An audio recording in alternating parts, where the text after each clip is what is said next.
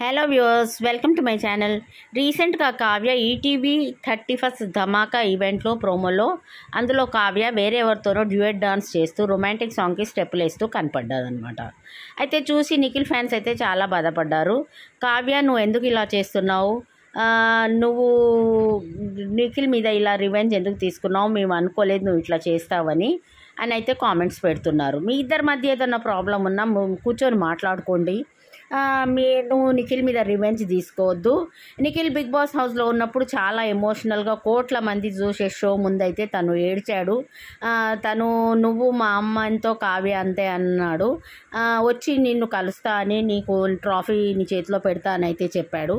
అయితే నిఖిల్ అయితే అంత బాధపడ్డాడు. మరి నువ్వు ఎందుకు అట్లా నిఖిల్ని చిన్న చూపు చూస్తున్నావు?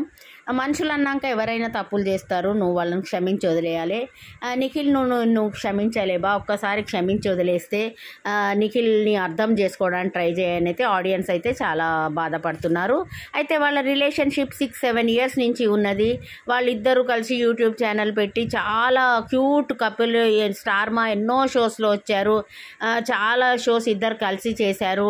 వాళ్ళిద్దరు నటించిన సీరియల్ సూపర్ డూపర్ హిట్ అయింది. మన బుల్లితెర చరిత్రలోనే వన్ ఆఫ్ ద క్యూటెస్ట్ పేర్ వీళ్ళిద్దరిది. అమర్దీప్ తేజస్విని తర్వాత క్యూట్ పేర్ వీళ్ళదే. అయితే కావ్య నిఖిల్ అలా బిగ్ బాస్లో చెప్పంగానే తను అందరూ మనుషులు మాస్క్ వేసుకొని బతుకుతారు అని అయితే నెగిటివ్గా కామెంట్ పెట్టింది. అయితే బిగ్ బాస్ హౌస్లో ఉన్నప్పుడు న్యూ ఇయర్ స్టార్టింగ్ వరకు వాళ్ళిద్దరు కలిసే ఉండే. మధ్యలో వాళ్ళకి ఏం మిస్అండర్స్టాండింగ్ వచ్చిందో ఇద్దరు విడిపోయారు. అయితే బిగ్ బాస్ హౌస్ నుంచి వచ్చినాక నిఖిల్ అయితే నేను కావ్యాన్ని కలుస్తా, తన క్షమాపణ చెప్తానైతే చెప్పాడు.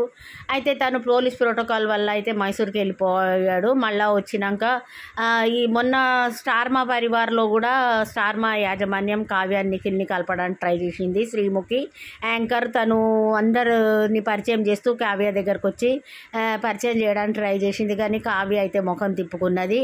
అయితే అందరూ కావ్య నిఖిల్ కలిసి డాన్స్ చేస్తే బాగుండని అనుకున్నారు, కానీ పృథ్వీ ఇంకా యష్మి అండ్ నిఖిల్ ఇంకా ప్రేరణ అయితే డాన్స్ చేశారు. ఆ డాన్స్ చూసి కావ్య అయితే సీరియస్గా ముఖం పెట్టుకుంది. అయితే కావ్య